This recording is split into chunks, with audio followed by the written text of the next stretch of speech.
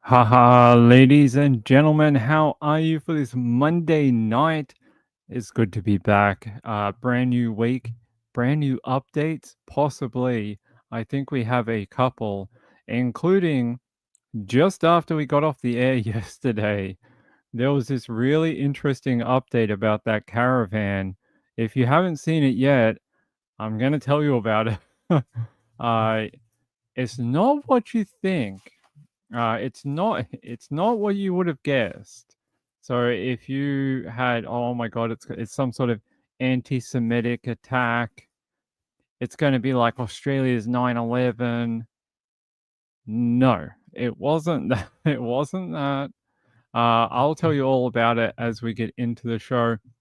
I am very sorry. I know it is really, really late out there. I am still getting used to the time zone change for America. I know that you guys moved forward by an hour.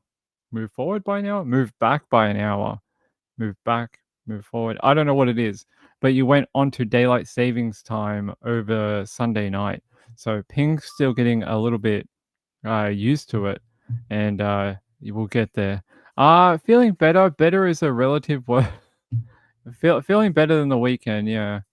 Spring forward, is that what you call it? Spring forward. It almost sounds like a description or like a command. Spring forward now. I hate mornings. Good to see you, DJ. Hey, buddy, how are you? By the way, I think on Wednesday night your time, we're going to be doing some Girl Scout cookie tasting. So we're going to taste some Girl Scout cookies from DJ. They arrived in Melbourne today, and I get them tomorrow. So we'll do that. Sienna said I didn't change my clocks, but the fact everyone else did is messing me up. That's what you get in Arizona. You're like a rebel state. You guys down there not changing clocks and borders and monsoon season. You guys are just rebels without a cause down there. All right. Let me tell you about what's going on with this caravan. So just after I got off the air yesterday, they brought out an update, and it's just not what any of us expected. Let me load this up. Hold on.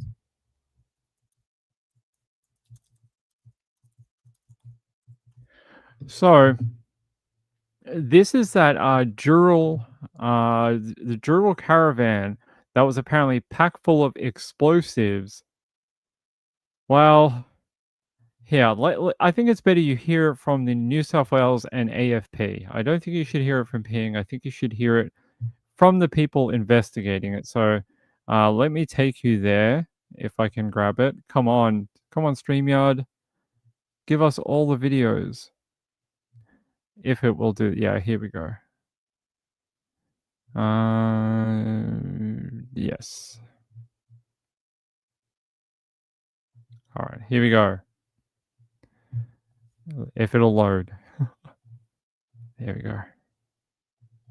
When a caravan was found on the outskirts of Sydney carrying explosives and a note that included possible Jewish targets, many feared the worst. Several weeks on, police say it was an elaborate scheme. The caravan was part of a fabricated terrorist plot, essentially a criminal con job. Authorities allege the caravan was planted by people acting on behalf of so-called organised criminal elements out for personal gain. A lot of the time, personal benefit could include a reduction in sentence or leveraging the exchange of information to law enforcement. Police say other incidents being investigated by Strike Force Pearl carried the same motivation. And today, another 14 people were arrested in raids across Sydney, although none of the arrests related directly to the caravan scheme.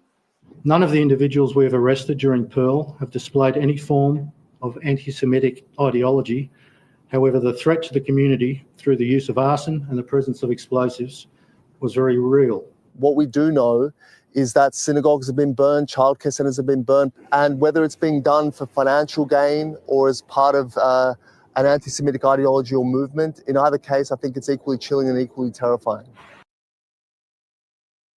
So after all that, all the things we heard of, the AFP keeping it from the public, it leaking out to the Herald in Sydney, and then we hear this, that it was never actually a real plot, what it actually was. So it apparently was done by criminals to exchange the information about a terrorist plot in exchange for shorter sentences in jail. That's what the whole thing was for. It was completely fake. It was just set up so someone could leverage the information to try to get out of prison earlier. It's really it's really stupid. You basically worried an entire city of people, yet alone the Jewish people in Sydney and across Australia, all for nothing, all for no real reason. What's going on with my camera? I really am going to have to fix my camera. I don't know what's going on with it. I look like a floating head. I may be Shad. I may be Shad Hunter. He may have like embodied my camera. I'm gonna have to fix that. It's like half of my screen is cut off. Yeah. So that's the update we got about an hour after I got off the air yesterday. That yeah, it's fake. It's not a real terrorist plot, and they're still investigating. But they did do those search warrants yesterday. A bunch of people arrested. I think over 49 charges laid against a major group of people. So they laid almost 50 charges across that group, not related to the terrorist incident, not related to that, but related to other crimes and court cases on the periphery, is what they're saying. So they're still investigating. The strike force is still going. Very strange story. Here, let me play the rest of it for you. New laws were recently passed at state and federal level targeting offences at places of worship. While Labor and the Coalition supported those changes, the government has accused Peter Dutton of politicising the issue overall. Mr Dutton, without seeking a briefing, simply asserted a large-scale planned terrorist attack. That is not what we were dealing with. On social media, Coalition Senator James Patterson insisted the caravan incident was still an extremely serious matter and repeated questions about whether the Prime Minister was properly briefed. The investigation is ongoing. Jean Kennedy, ABC News, Sydney.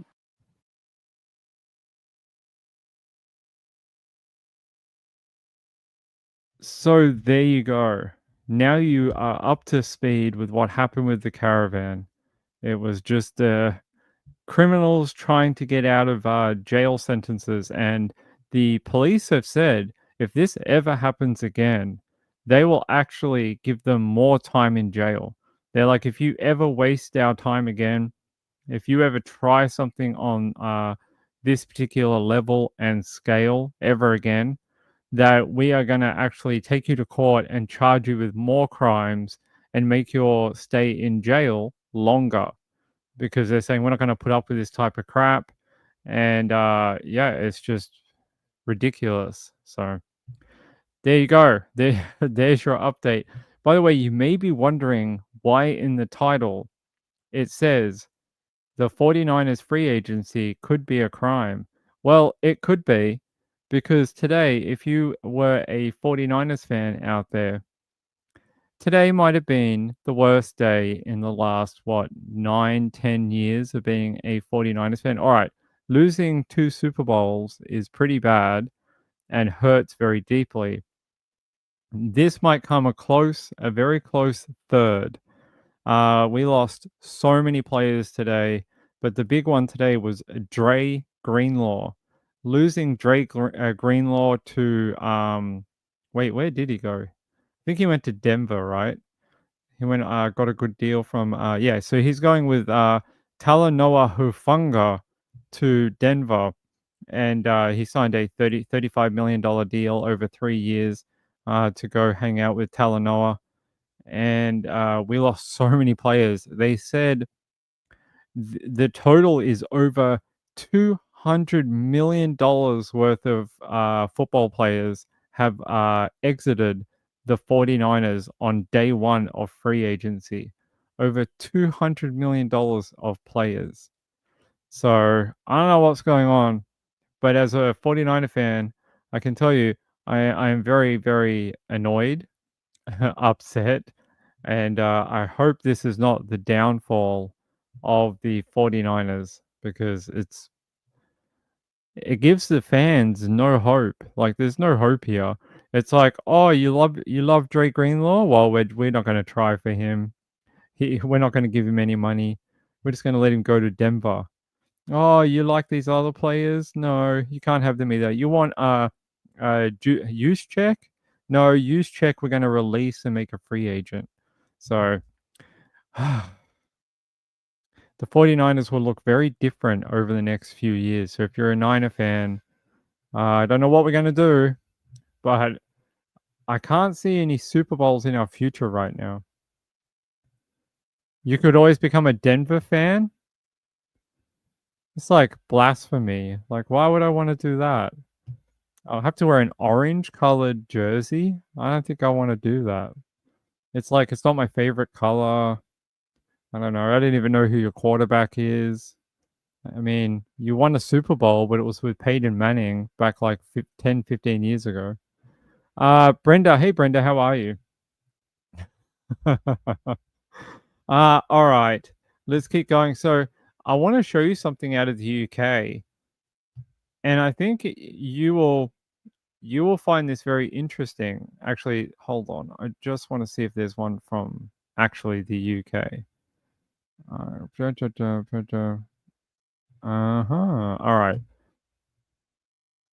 Okay, fine. Fine. I'll do it through here. It says here, a builder has been forced to temporarily abandon his new home as police investigations continue into the back garden where a human skeleton was found over the weekend. So the guy who was digging the hole in the back garden, his name is Nick, and he made the grim discovery on Saturday. It led to the tiny cul-de-sac of Brookside Close in the sleep. I don't think that's a real sentence. Who writes these articles? I think it's supposed to say in the sleepy Lincolnshire village of Ancaster near Grantham, being flooded with police cars. They say today the tiny bungalow remains under 24-hour police guard. A patrol car was parked in the front of the house, and the garden remained cordoned off behind blue and white police tape. They say a forensic tent has been put up on the small back garden, and officers are continuing to work inside, according to shocked neighbors.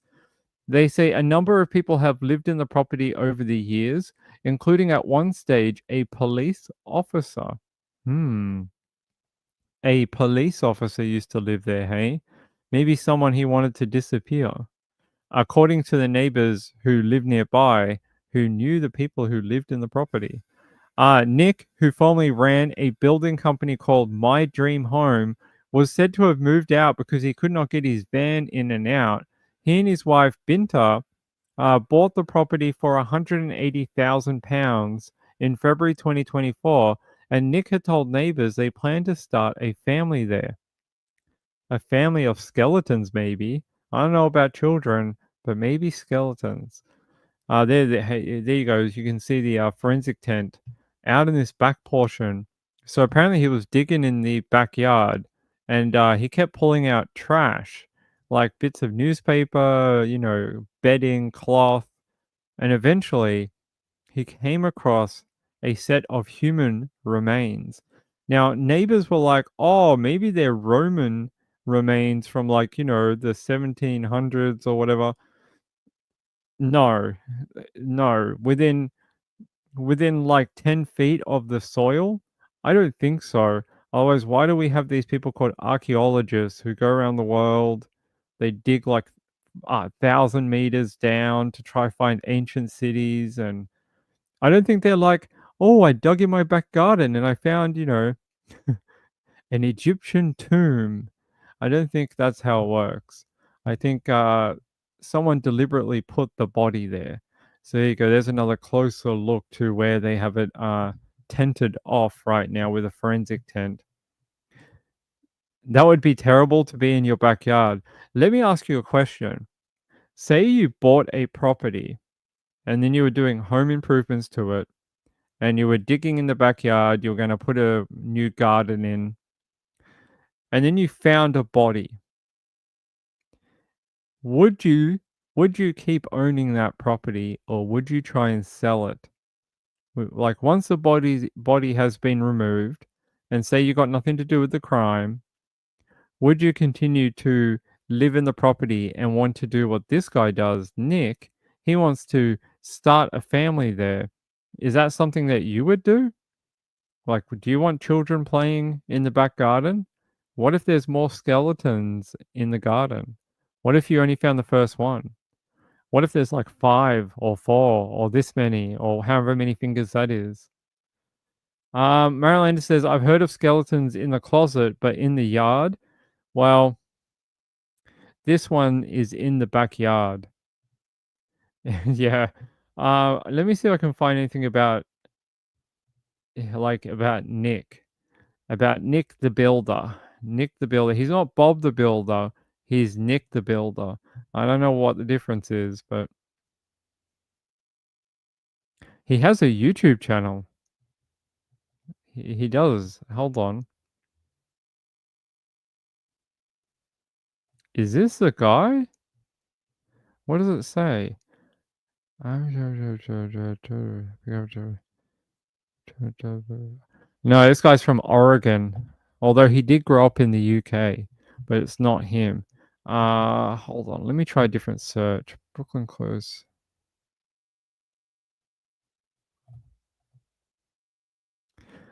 Here. So we can go to the BBC. They say human skeleton found in cul-de-sac, according to police. Says, look, we get a different photo. This one with a bobby in front of the forensic tent. They're saying the remains of a human skeleton have been discovered at a property in Lincolnshire, according to police. A spokesperson for Lincolnshire police said it was not known how old the remains were, and formal identification had yet to take place. Well, how would they ID it? Like, it's not like someone's missing and they were like, oh yeah, they were last seen in this vicinity of the backyard. Like, that's where we last saw them. And look, magically they're in the garden. We can ID this person in 24 hours. No, I think this one might be a bit more investigation. I think this one might be like dental, DNA, forensics of some sort. It says a visible police presence would remain in the residential area while the investigation continued. So, no updates as of yet, but we're waiting to see. We can go to Lincolnshire Police too.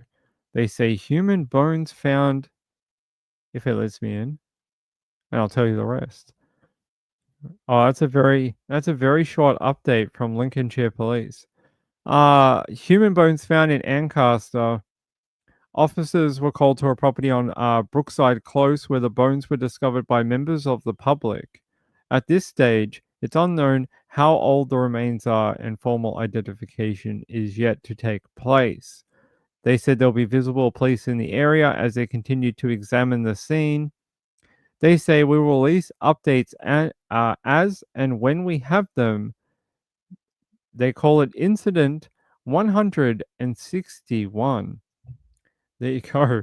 Incident 161. What is it for? I don't know. Dead body, apparently. Gail says either keep it or rent it out. Just depends on what actually happened. What happened if they died via a violent crime? Because normally, like, I'm just putting it out there, normally people don't bury themselves. Like, this is not a self-done death. Like, people don't just like dig a hole and then just put the soil on top and be like, yeah, I'm all done here. See you in the afterlife, mother effers. No, I think someone probably had to put them there. It's sort of like the other story we spoke about the other night, where the dude had lost an arm. I think he lost a leg, and then someone set the house on fire. And then someone in the chat was like, I think it's very suspicious. I think a third party might be involved. I was like, are you sure about that? Are you sure? Because I think that's pretty obvious. Yes. I don't think he cut off his own leg, cut off his own arm, and then set fire to the house in some sort of, weird death sequence from Saw. I think it was probably a third party. Yeah. Gayla said, were they murdered in my home or just buried there? Does it matter? Does it matter if they were buried 20 feet from your home and then buried in your backyard, or if they were murdered in your bedroom? Which one, like, does the differentiation matter? I don't know. Kaliza says, hi, Ping, and everyone. Happy Monday. Happy Monday to you, my friend. Let's say they were killed in the home because they lived there previously, and then someone buried them in the backyard and then moved out and then put the house up for sale, successfully sold it to a nice person like Nick, and then Nick has discovered it, and then you being Nick. So let me know. Let me know if you would keep living in the property. I'm going to say I couldn't do it. I'd worried that it was like some sort of bad karma or like bad juju, that if you live there, maybe their spirit would always like mess with you because you're living in their home that was actually theirs and they died from a violent crime. So their energy may be like attached to the property or something. I don't know. Could be. All right, let's go up here. All right. You're not sleeping there if they died in your home? Okay. All right, we could do that. Okay. I think actually Gayla sent me a update on, so this is funny. So actually it's not funny. Whenever people die, it's totally not funny. It's very serious.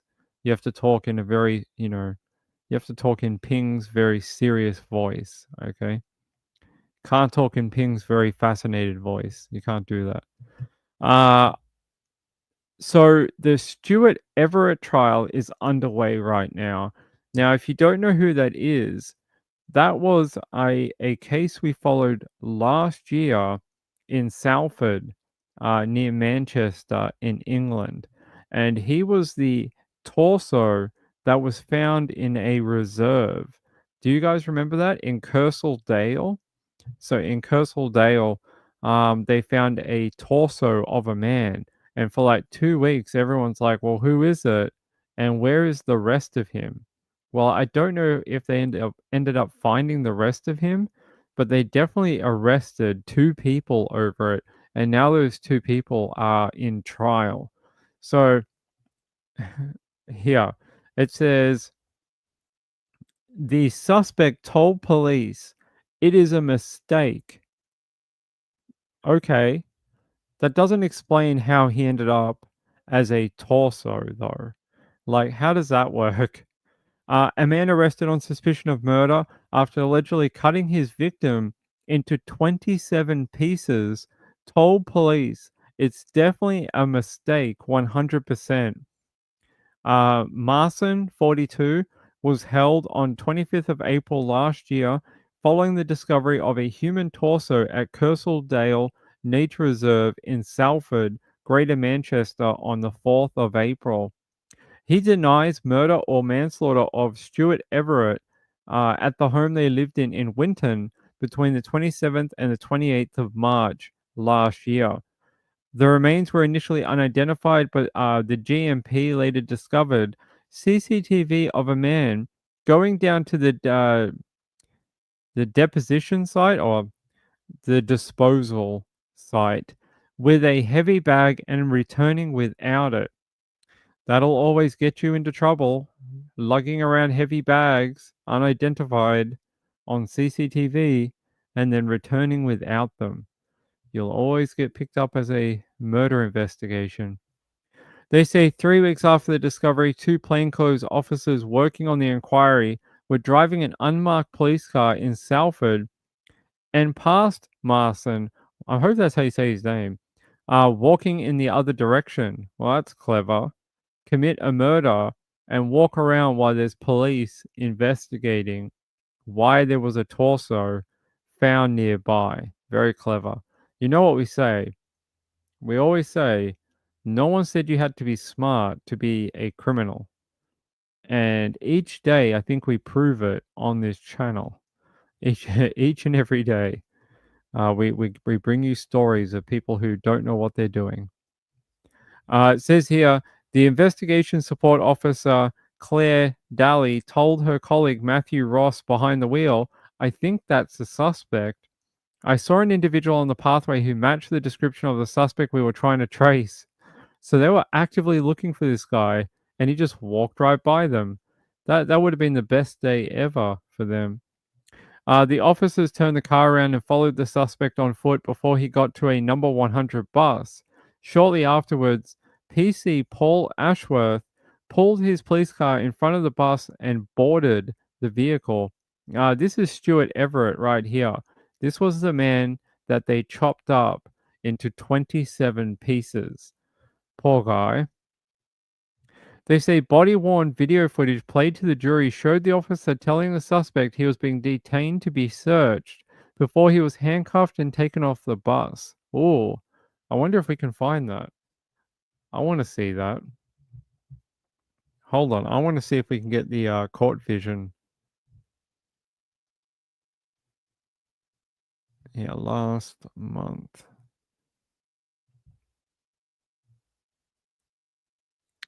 Doesn't seem so. Are they not giving us any court video?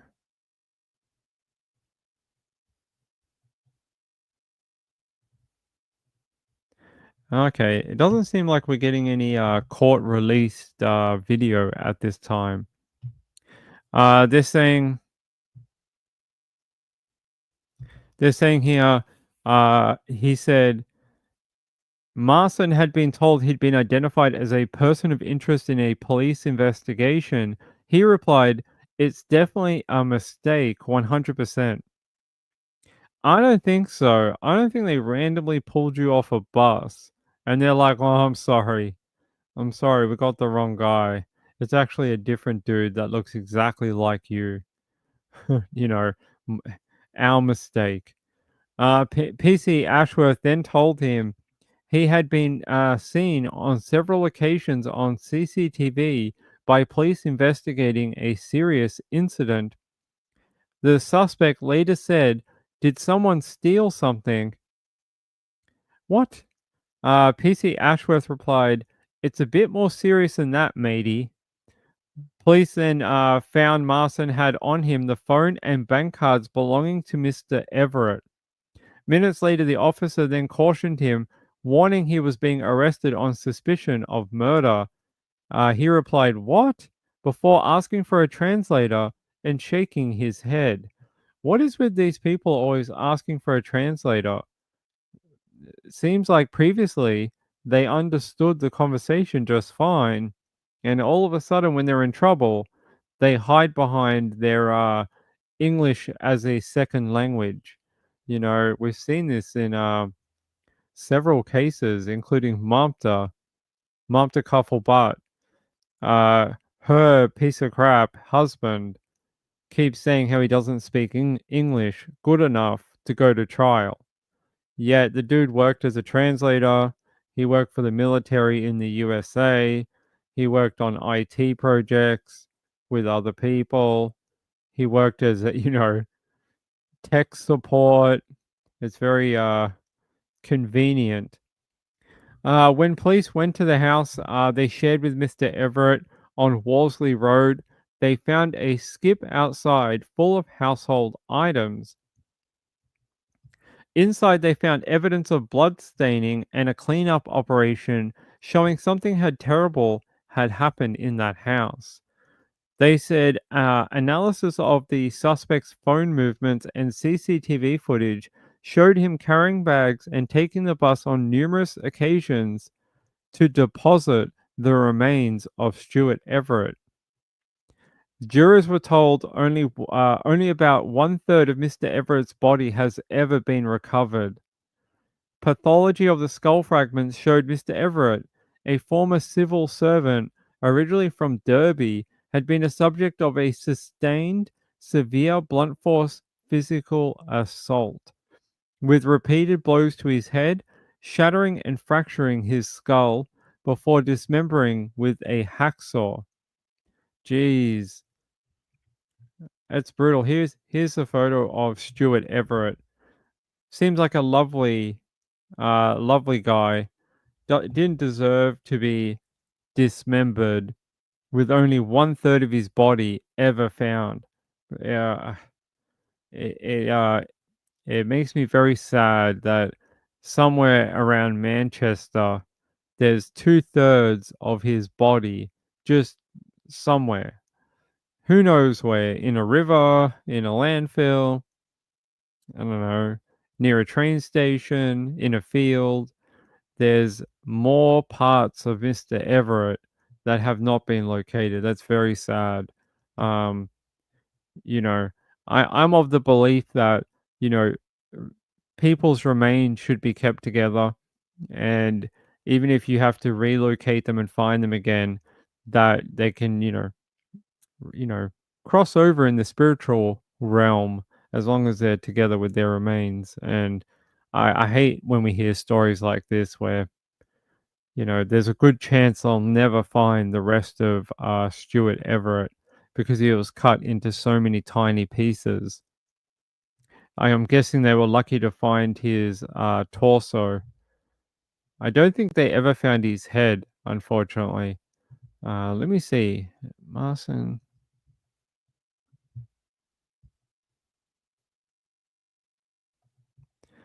Let me see if I can get a better video of two charges. No. It's very strange that this case was such a big case out of Manchester, but there's really no big channels like BBC, ITV, Channel 5, I don't know, pick another news channel in the UK. No one's really covering it. It's very strange. I don't get it. It's like Stuart Everett didn't matter, and I think that is very wrong. I think he did matter, and I think we could do more to publicize his attacker's trial. I think it's very like I can see a little bit, but it's not the full on coverage that I would have thought for a case like this. It's almost like, oh yeah, that happens every day. Yeah, 68-year-old man gets chopped into 27 pieces and dumped throughout Manchester. We have like one of those every month. Well, why would we waste resources on that? Yeah, it's very sad. I hate it. Hold on. Yeah, I just wanted to see if there was any big. I can see a couple of news channels, BBC, ITV, but they're only done articles. They're not doing any like big video essays or anything like that.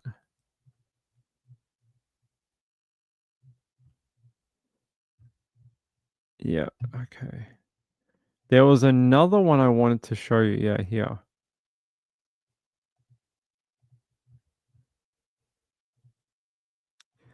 They said, man sent text from housemate's phone after killing him. They say Marson is accused of killing Stuart Everett, dismembering his body and scattering parts in green spaces. All right. They say a man accused of killing his housemate in a brutal attack and scattering his body parts across parks and nature reserves in Greater Manchester sent text messages from the dead man's phone in an effort to cover up the murder. Has that ever worked? Has that ever worked, pretending to be your victim? I've seen it in a bunch of cases, and oftentimes people can tell when it's not the person, like the victim, it's not them. Like people can tell by the way they type, the punctuation, like how fast they reply, details, greetings, the way they sign off their message. All these things go together to giving everyone an identity in the way they type or communicate. And often people pick up on it really fast. So, very weird that he would think he could do that and trick people. I want to see if there's anything else. Wow, they're saying a piece of Stuart's spine was discovered at Boggart Hole Clough, while a further 10 body parts, which appeared to have been sawn from his body, were discovered at Linney Shaw Colliery Wood. Parts of Everett's head and face were found at Blackleach Reservoir, with one of the packages discovered by a member of the public. About a third of the body was recovered by police only, so only 1/3 of his body has been found.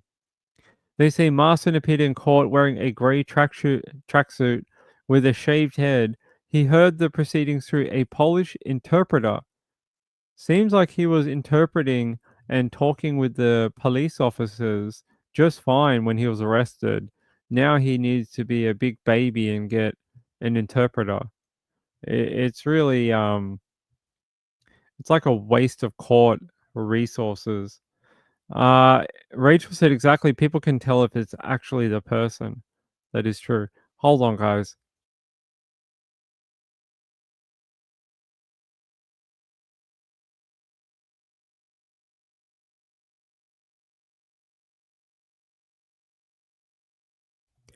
All right, here we go. They say by the time he was, we say, already dead, and his body, including his face, had been cut up by the defendant. He said the precise nature of the relationship with Stuart is not clear, though the evidence suggests they were close. That closeness, it would appear, would have enabled the defendant to access and take some control of the identity of Stuart Everett, in particular, email and telephone services, especially after his death. They say on the 3rd of April, Marston researched the address of Everett's brother in Derby, which the court heard was to send a birthday card to him, pretending to be Stuart. This birthday card had the defendant's fingerprints on it. The prosecution said and read, "To Rich, happy birthday, all the best, my old man, Benny, XXXXXX." The victim's brother, Richard, gave a witness statement saying that he initially had not noticed anything unusual going by his messages and the card he received. However, on reflection, he told police, "I do not recognize the handwriting as belonging to my brother," adding that his brother would not have used the phrase, "my old man." See, people pick up on it.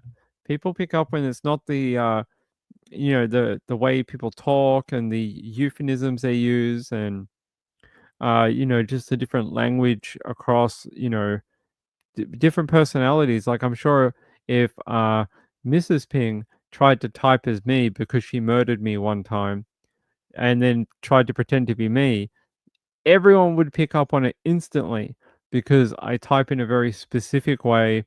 I talk to people and sign off my emails in a very specific way, and I do it differently if you're a female and a male.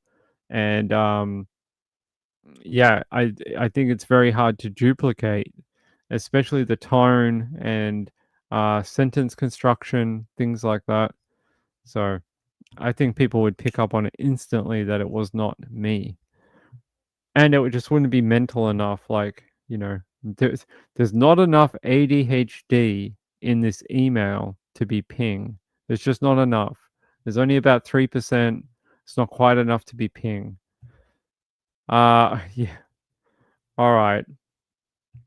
So that trial continues, and I hope we get a good result for Stuart. That was one of the most brutal cases I ever covered last year. The fact that members of the public were just walking through this reserve in Salford and just found a dude's torso just lying in a river. Just, half a dude. And ended up being this older gentleman, and he had suffered such a brutal death. For no reason. We don't even know why he was killed. They've not really had a motive as such.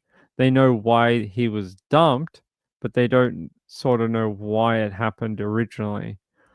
They do say here that Marston denies murder and manslaughter. They said further body parts were found in other green spaces, including 9 body parts that were found at Wolseley Woods, including Stewart's heart, a kidney, lungs, and genitalia. A piece of Everett's spine was discovered later on. I think we already read that. So he was really chopped up. The fact they found his, beans and franks, his heart, kidneys, and lungs, along with parts of his spine, parts of his face, and then parts of his skull, is just, demonstrates what effort they went to try and delay identification of Stewart when his remains were found.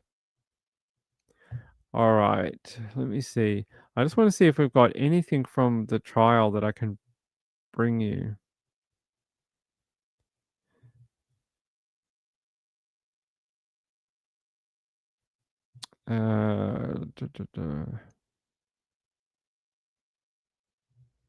Yeah, it's so weird. Like the Manchester Evening News has covered it quite a lot. The Daily Record, a little bit on the Daily Mail, the Independent, MSN, but a lot of the big channels out of the UK just not really. My channel comes up in the search results because we covered it a lot. Not a lot for other news agencies. Let me see. Stewart Everett. Maybe if I search Stewart Everett. Yeah, apparently the Manchester Evening News was doing a live coverage of the trial today. Let's have a look. What do they say? This is interesting.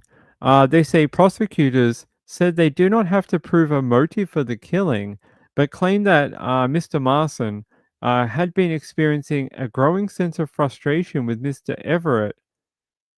Referring to Mr. Polchowski, Marston allegedly messaged his partner to say, the effer heard what I'm planning.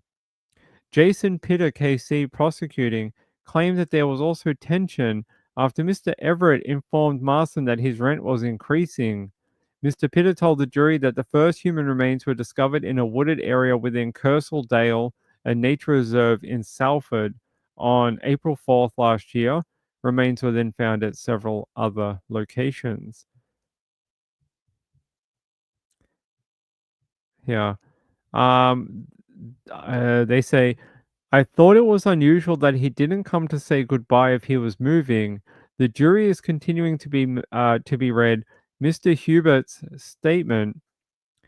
He says, on April 3rd, I had been out and noticed about 20 bin bags under the front bay window. I said, someone must be moving out. He said he saw the young lad throwing the bags into the back of a white van. A few days later, he had seen the young lad and the driver of the van throwing all sorts into the back of the van.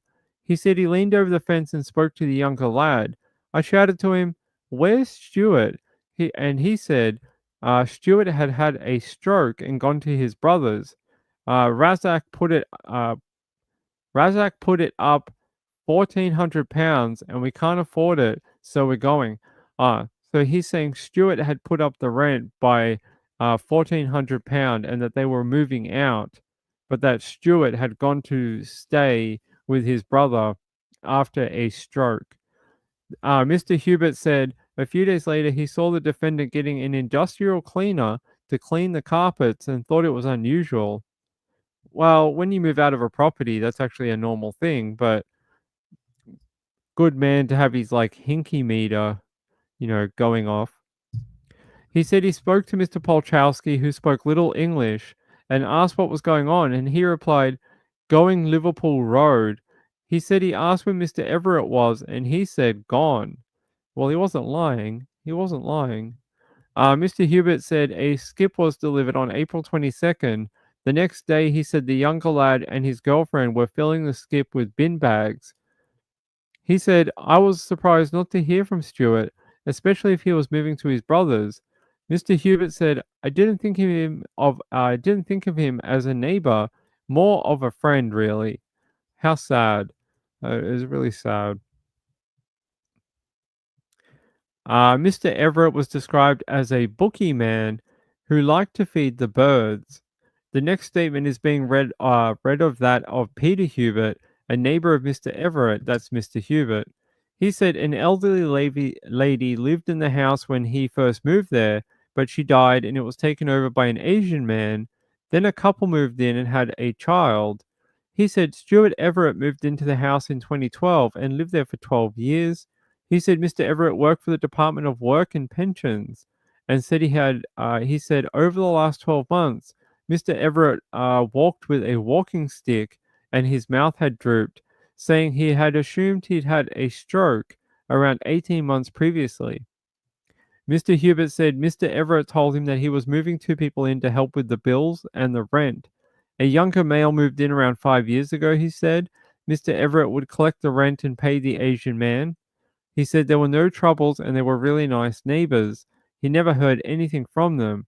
He said that Mr. Everett was a regular bookie man and would regularly put a bet on. So he liked to go to the bookie and put a bet on some sort of, dog racing, horse racing, sporting event, something like that. And it says here, his neighbor said the last time he spoke to him was in December. Well, he was killed at the end of March, so he hadn't seen him for at least 3 months. He said he was going to his brother's for Christmas, and when he came back from his brother's, he seemed slower. I last saw him 6 weeks ago, and he was walking with a cane. He said he would speak to him in the summer, and they would speak over the fence as Mr. Everett liked feeding the birds. So it seemed like his neighbors quite liked him. Yeah, so from the trial today.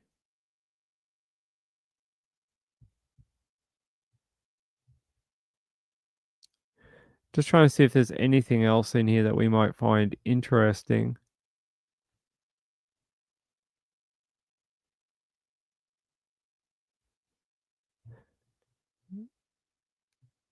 Yeah, nothing I think we would find really interesting. Although on Mr. Everett's handset, Mr. Marston connected to the same phone mast near Agnes' house. A number of internet searches were made on Mr. Everett's phone, including police return to Kersal Dale as search continues, Kersal Dale photos, and then on ITV's website, murder arrest after human torso found wrapped in plastic in nature reserve, bail, and the meaning of bail. They say Detective Sergeant Holt confirmed with Mr. Campbell that the human remains were found on April 4 in Kersal Dale. She confirmed that an individual who was arrested was a member of the public who had reported the finding of the human remains to police. No further action was taken into respect to this individual. So people often get done in by their internet searches. So yeah. Pound, euro, dollars. Rachel said exactly people can tell, yeah. Gayla says that's why they didn't know if the torso was male or female, as he wasn't flat chested. Oh my. There you go. He might have had some male appendages. Gayla says that's why they didn't know, yes. Yeah, pretty brutal, right? And they even tried to search about the investigation at Kersal Dale. So this is ongoing. Let me see if there's anything here. No, they're more interested in Lucy Letby. and the inquiry into that, that's very serious. There is a good chance that Lucy Letby might go free. So if you've ever looked into the Lucy Letby thing, there is a real chance that they will have to find her conviction unsafe and actually remove her from prison. There's actually a very good chance, because it sounds like they really messed up her prosecution and the trial. It sounds like they used junk science to convict her, and they basically cherry-picked data to bolster their case and then try her. So we'll see. Retired says no way she deserves to be in prison. Sorry, no way! Exclamation point. She deserves to be in prison. I don't know. I mean, for an entire panel of well-respected doctors, including one of the doctors who wrote some of the medicine and research that they relied on to prosecute her, for them to come out and say that she didn't do anything wrong, that's pretty powerful.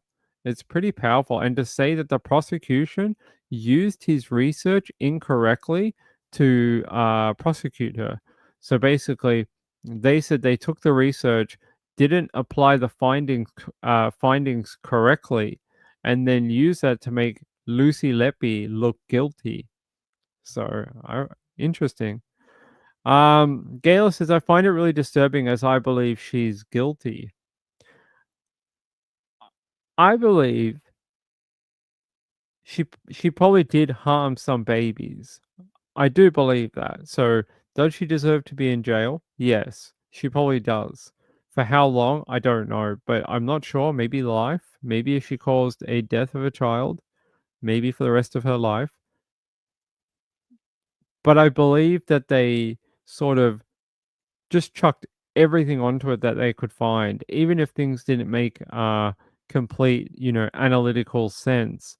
They still piled it on to try and make it seem more than it was. And I do believe that is true. I believe both things can be true at the same time. She can be guilty of hurting children, but at the same time, I can believe the prosecution misled the jury and the trial by applying a bunch of, incidents, things that happened at the hospital, investigations, and they didn't really, they should have separated it properly and just focused on the things they could prove 100%. Khaleesa said, in my opinion, she is guilty as well, but we must convict on real evidence. We can't just do it because we feel she is guilty. Correct. And I believe that is very important. But unfortunately, I think if they were to go to court, at least I believe this is the way it works in the UK, that if there was any sort of undermining of the evidence, that they would have to, I'm not sure the word they use over there, but they would find her conviction unsafe, and they would basically wipe it from her record and release her. I don't know if they could retry her. I'm not sure if it's like with prejudice, like in the USA, but she may have to go through a different trial. I don't know. Rachel said, I don't know the details of the trial. If things were done wrong, then it has to be looked at. Everyone deserves a fair trial. Yes, that is true. Everyone does. And everyone must be treated as innocent until proven guilty. And then if you say some of the research was applied wrong, then that is part of your evidence. If you're using faulty evidence to try and convict her, then that's not a fair trial. Two things can be true at the same time. The prosecution kind of screwed up, and Lucy Letby can be guilty. You know what I mean? Like, she can have done bad things to babies, but the prosecution could have also royally screwed it up. And we'll have to wait and see what they're going to do with that. I'm not sure what they're going to do with it. I haven't done a ton of research into it, but there was a big press conference about a month ago Let me see if I can find it quickly if you haven't seen it. There was this big press conference. Hold on.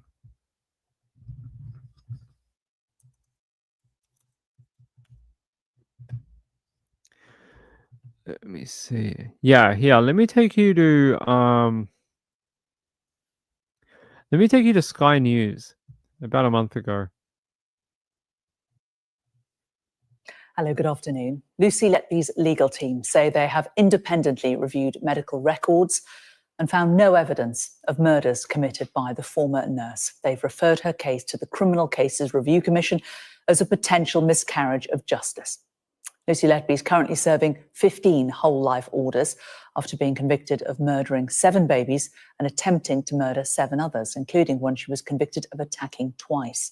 All the offences took place between June 2015 and June 2016, while she was working at the neonatal unit at the Countess of Chester Hospital. Dr. Xu Li, who is leading the team of experts, claimed to have significant new evidence. In summary, ladies and gentlemen, we did not find any murders. In all cases, death or injury were due to natural causes or just bad medical care. Lucy was charged with 7 murders and 7 attempted murders.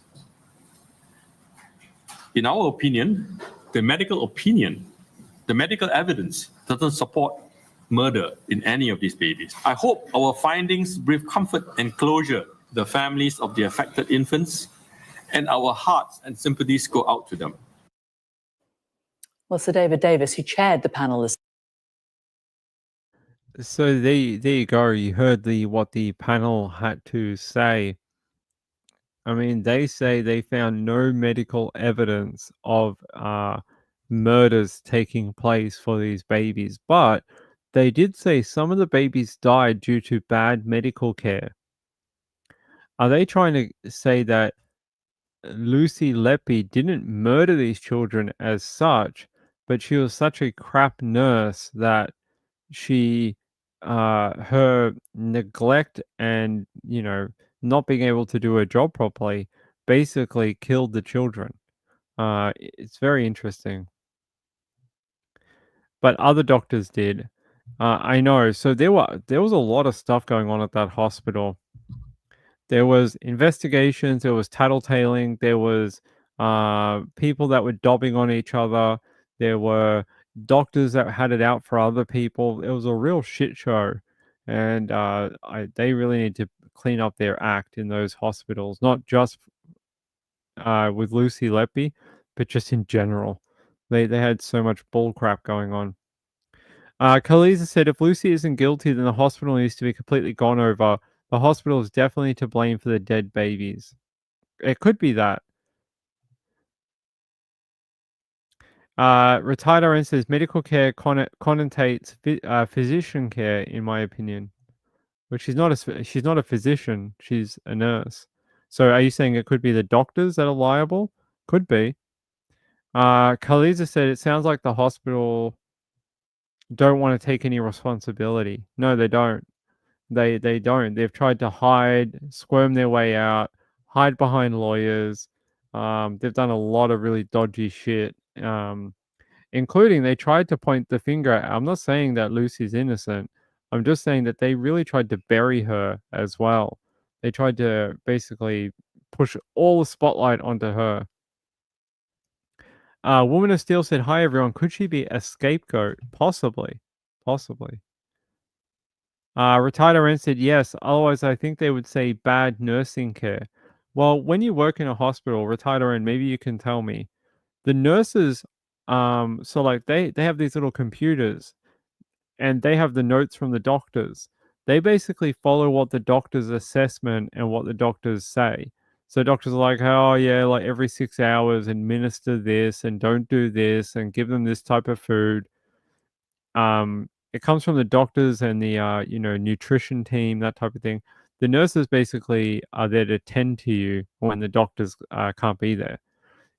So yeah, it has to go to the top, right? So you have to start at the top, which would be the doctors. Yes, so nurses are the ones who take care of you. Khalida said, and if Lucy was guilty, they are still to blame. I agree with you. I think that they've not done enough. Nurses have a responsibility to refuse to do bad care.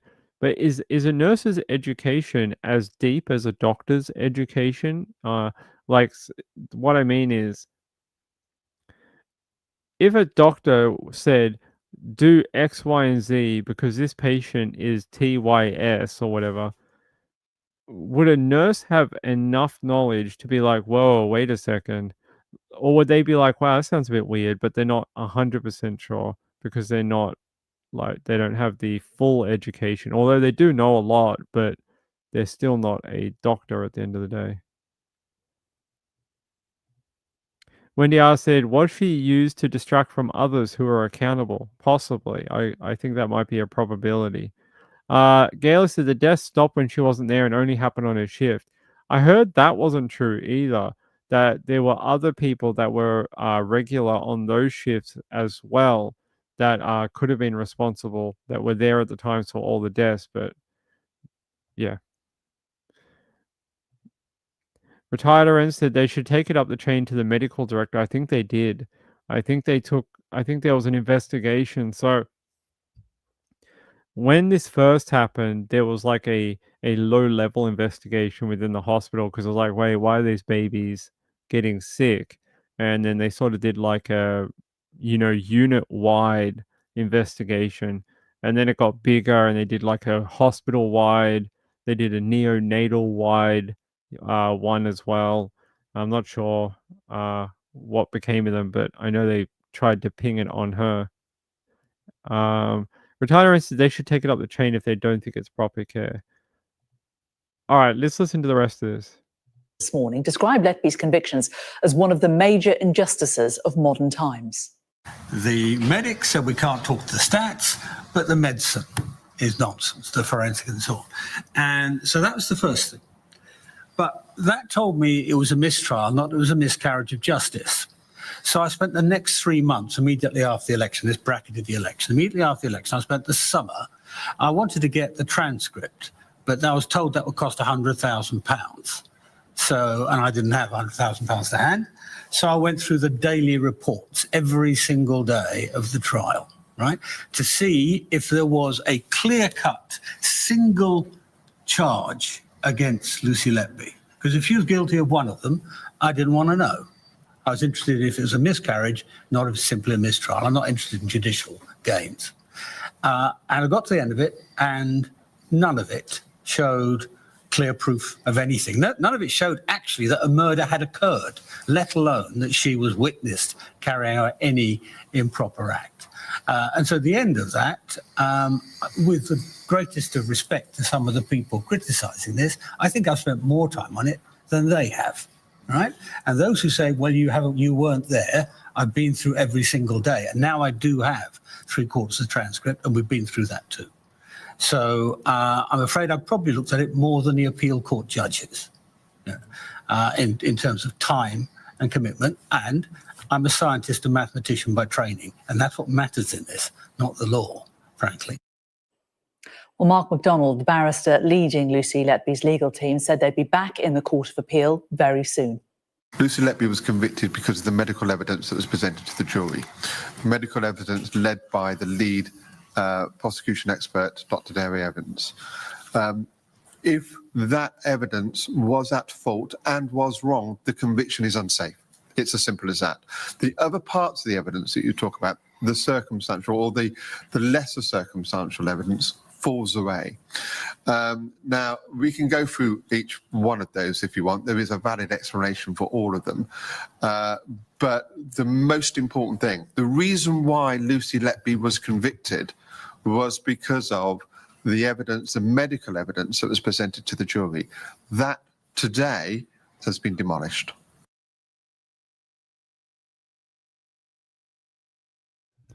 So there you go. That was about a month ago. So we'll have to see what happens with this. I have no idea.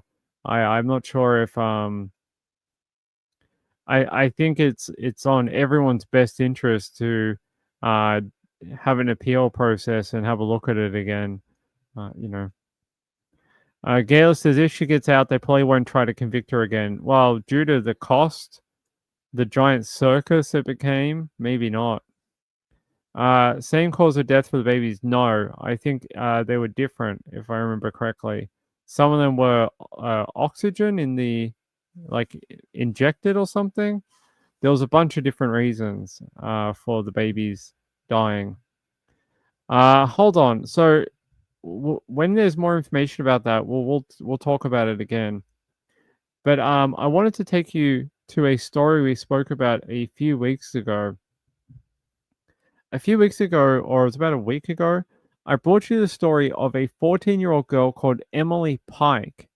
She was a indigenous teenager from Arizona, and she was found dismembered, far away from where she should have been, about an hour away. And they're still searching for the people responsible about what happened to Emily. Yes, Emily. So I wanted to bring you a little update and show you her family speaking about Emily Pike, because I think it's really important. So she was a foster child that actually grew up on a reservation, but for some reason ended up in a foster system and was living in a group home at the time that she went missing, and then was discovered dismembered off the side of a highway.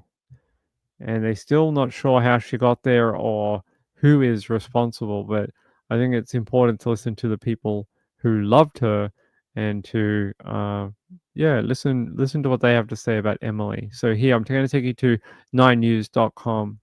New tonight, a family wants answers about what happened to a 14-year-old girl who was found dead after she was last seen in late January. Tonight, her community held a vigil for her and to raise awareness of the ongoing issue of missing and murdered Indigenous relatives. 9 News reporter Angeline McCall was there and is joining us live in the studio this evening. Angeline. Mark, family says Emily Pike was a young girl who loved butterflies and art, and it's hard for them to imagine how this happened to her. She was last seen walking in Arizona a couple weeks later. Some of her remains were found, but other parts of her body were not. She has family here in Colorado. Her two aunts say their niece had her whole future ahead of her before it was stripped away. She just liked to laugh, smile, quiet, very, Emily was her own person. And she was very sweet, kind-hearted, just like any other 10, 11, 12, 13, 14-year-old. She's very, a girl, basically. We want justice for Emily and what happened to her. Justice needs to be served. Nothing like this should ever happen to anybody. And there's so many more of our relatives in our native country that still need justice as well. People in Wheat Ridge hosted a vigil for Emily today to support the family and continue to raise awareness for the ongoing issue of missing and murdered Indigenous relatives. Emily was a member of the San Carlos Apache tribe, but they say these issues stretch across state lines and hit really close to home for those who are Indigenous here in Colorado. A lot of us were very moved, of course. I have a 14-year-old daughter, and to see something so horrific happen, I know that it was very impactful to us. With the Native communities, the things that we really try to foster is uplifting our youth and protecting them. As of this weekend, law enforcement in Arizona told our sister station in Phoenix there are no persons of interest or any arrests made so far in Emily's case.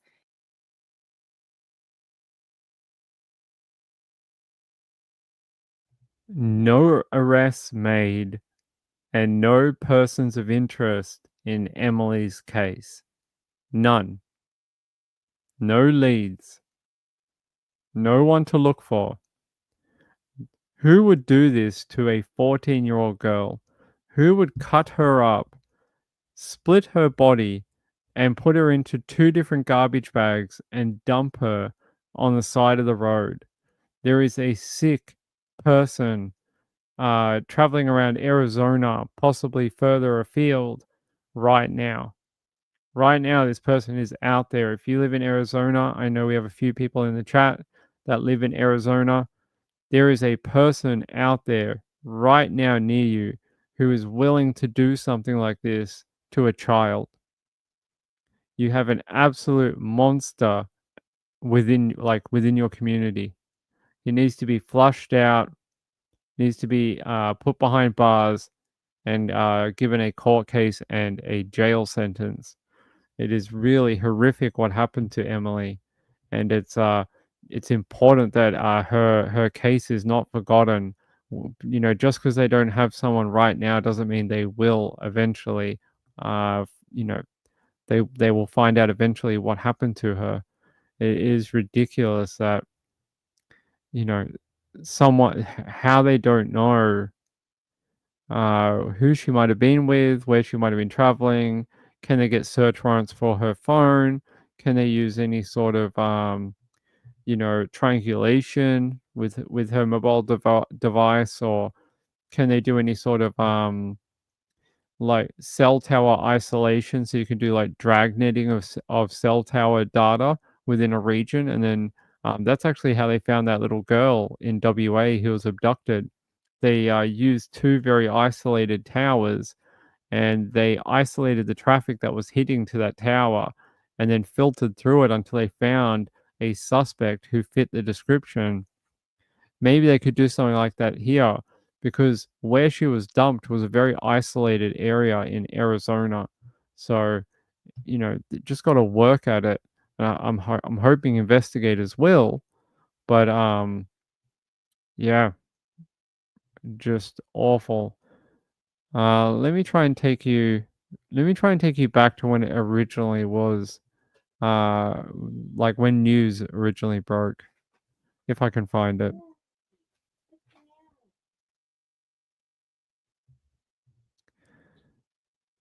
Let's see. Nope.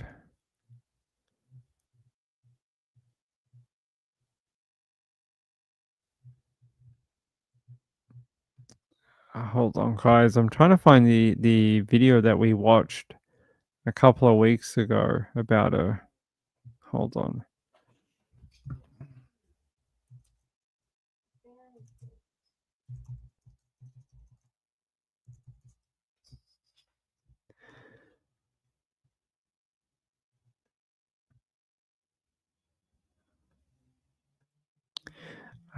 One week ago.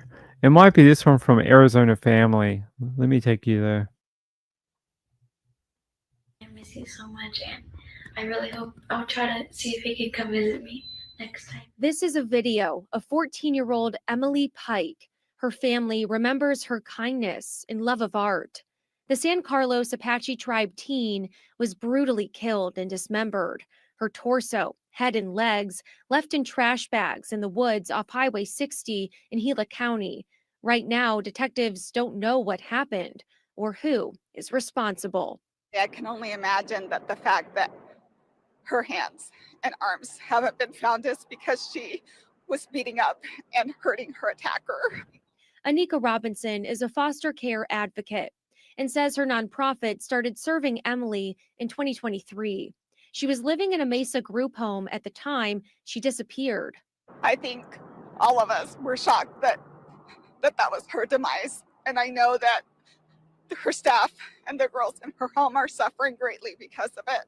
Police say Emily's remains were found on Valentine's Day, about 100 miles away from where she was last seen alive, near Mesa Drive and McKellips Road. Her group home manager reported her missing on January 27th, and exactly 1 month later, on February 27th, the Gila County Sheriff's Office confirmed the remains dumped on the side of the road were hers. Somebody had to have seen something, right? Someone had to have seen her face, had to have seen her yelling, had to have observed something or taken part of this, or they know someone who did. It's confirmed. This is how they found her. There was actually 2 trash bags in this location, and they found part of her body in one of them and part of her body in the other one. And this is how they treated this 14-year-old girl. Like trash. Like dumped her on the side of the road, and, you know, like no one would ever care that she went missing. Well, people do care. I care. and I will keep bringing up her case until we get more answers in it, because it is ridiculous that no one knows anything, and in my opinion, there's people protecting other people. You don't have to protect these people. They're not scary. You know, the sooner you get away from them and the sooner they're in jail, the safer you'll be too. So don't be out there hiding information on what happened to Emily Pike. You know, stand up and actually make something happen and protect not just yourself and your family, but the wider community by getting whoever did this into jail. The more time you spend being quiet about it, the more risk you have to yourself, your family, the wider community, other young people, and you know you can play your part by speaking up and telling the police what you know about what happened to Emily, because I'm sure there's more than one person who knows. I'm sure she was seen by more than one person between the time she went missing in early February and the time she was found on Valentine's Day beside the, beside the highway here in the trash bags. So, Kaliza said we need way more attention to helping find justice for this beautiful girl. I agree. It is ridiculous. No leads, no suspects at this time. Yeah, she lived outside the reservation, so this is actually a police or sheriff issue. This won't be going to reservation police. I don't believe so anyway. From what I understand, the people investigating are they're the Mesa Police Department, but I believe the Bureau of Indian Affairs is also working with the FBI and the Mesa PD. So it's not a reservation police thing. It'll be a FBI, Mesa PD, and the Bureau of Indian Affairs. So those three agencies are trying to figure this out.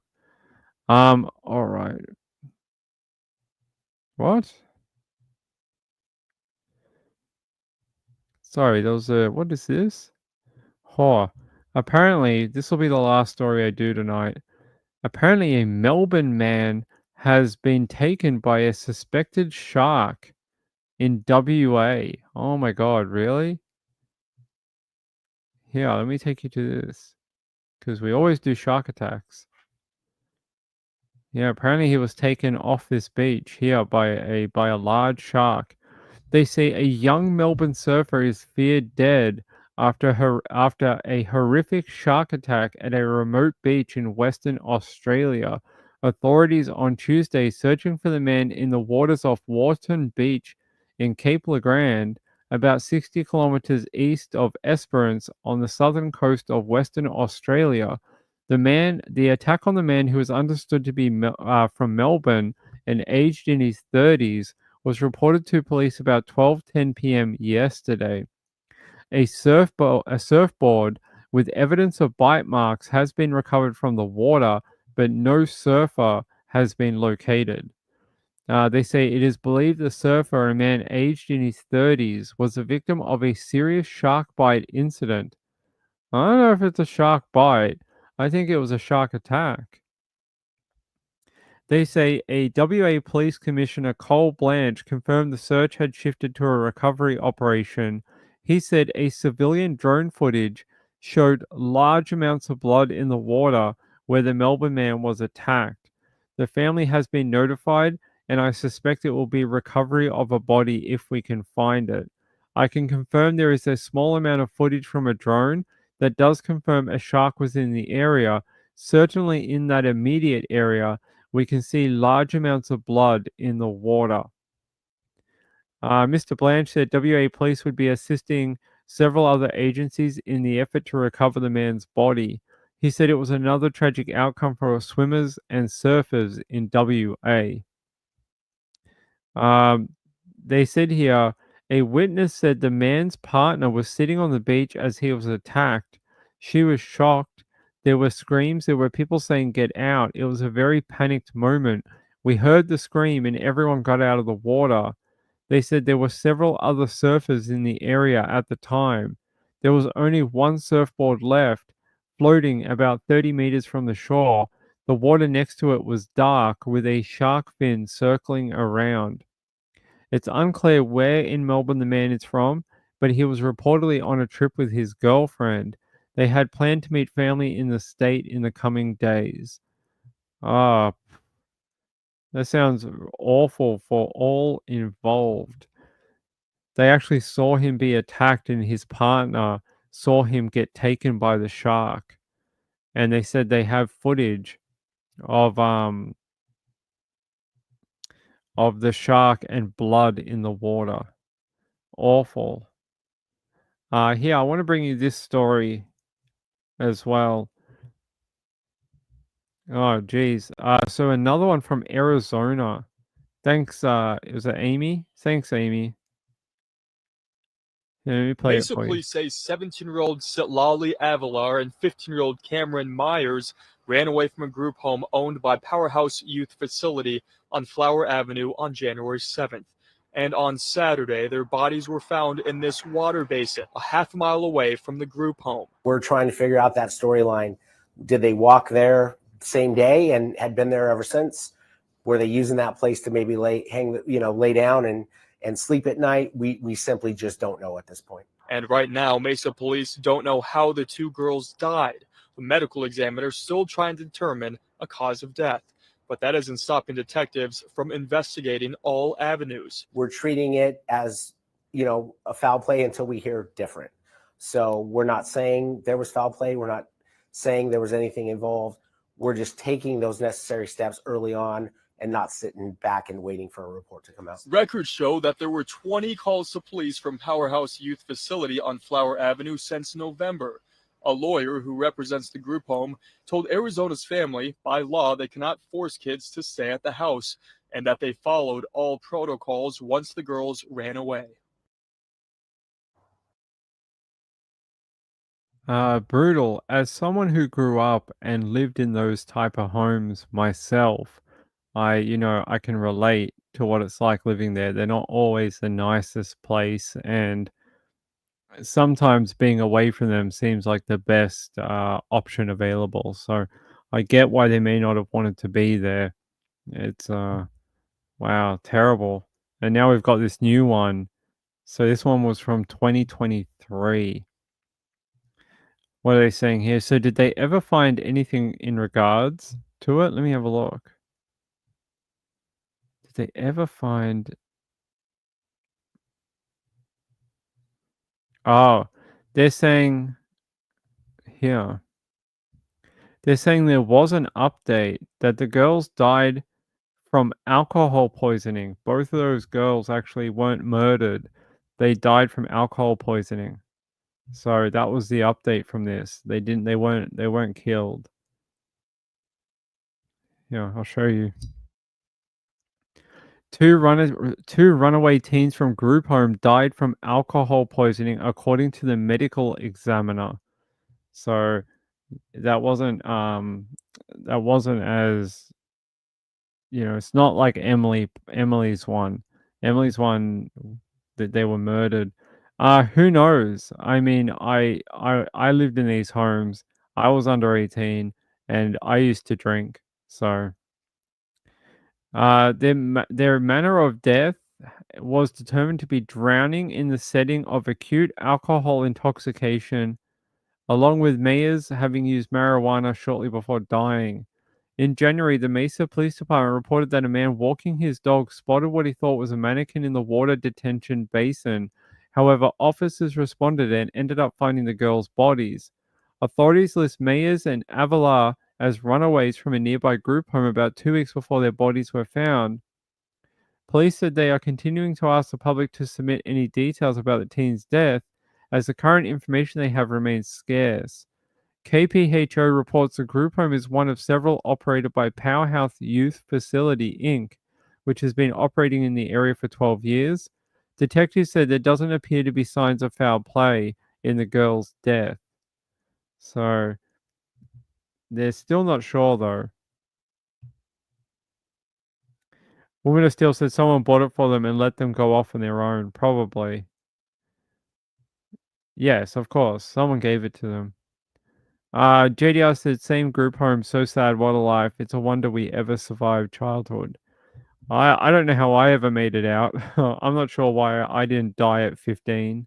I'm surprised that I turned 40. So, yeah, I get it. These kids live a very rough life, and the alcohol use and marijuana use doesn't surprise me. A lot of times they'll use anything to escape from their surroundings and give them a break from reality of what their lives are at the time. JDR said, where did they get the alcohol? The one who provided the alcohol. Who knows? But we used to just ask people. Back in the day, we used to just ask people to buy it for us and they would do it. You'd just be like, hey, can you get me some beers or vodka? And they'd be like, oh, yeah, sure, okay. And they would just do it. So I promise you, kids in youth homes like this know all the tricks. They know all the tricks to get whatever they want. We knew how to do it. We knew how to get cigarettes, smokes, alcohol, marijuana, whatever. We used to do that all the time. So who knows if it was someone who deliberately plied them with alcohol, but there's no essay. So I would have figured if this was some sort of like, creepy guy that was like plying them with alcohol, that there would have been an essay element to either one of the girls' death. But the fact that there's no essay or attempted essay tells me that this may be just a tragic accident. Could be neglect from the home, could be something like that, but don't know. Wendy asks, says, in 12 years, still a lot of girls met with foul play from the group home. I'll research into it. At least I have the name now, and I will have a look into that group home and see if I can find anything else. Yeah, so it was pretty easy to do. All right, my ladies and gentlemen, I love you all very much. I'm sorry about the time tonight. I've got to get used to it's 1 hour earlier. I've got to get used to the time zone change. So I've got to come on at 3 p.m., not 4 p.m. So we'll definitely be on tomorrow. I can assure you that. But hey, I love you all very much. Have a great day out there. Have a great Tuesday. Or if you're in Australia, have a great Tuesday evening and Wednesday morning. And I will see you on, tomorrow. I'll see you Tuesday in the USA. And I'll see you Wednesday if you're in Australia. I love you all. Have a great night. We have some great stuff coming up, including more about Erin Patterson. I'm going to do a show that is like a breakdown from start to finish before we go to trial. So we're going to go back to the very beginning and we're going to give you like a complete one-shot video. So if people ever ask, what is Erin Patterson? I'll just point you to the video and you can just look it up and hear everything. So we're going to be doing that soon. So keep an eye out for that. Yeah, Mushroom Trial. Woman of Steel, thank you guys. I love you all. To all the people who support this channel, you are amazing. If you haven't subscribed, why haven't you? Hit that subscribe button. Get more videos like this in your daily inbox every day. We go live at least once every day. And I'll see you tomorrow. Good night, everyone. Thanks to Gayla and the other moderators who are here. Tharby, maybe Moonlight View, maybe Kathy Lynch. I don't know. Maybe. Good night, everyone. Bye-bye.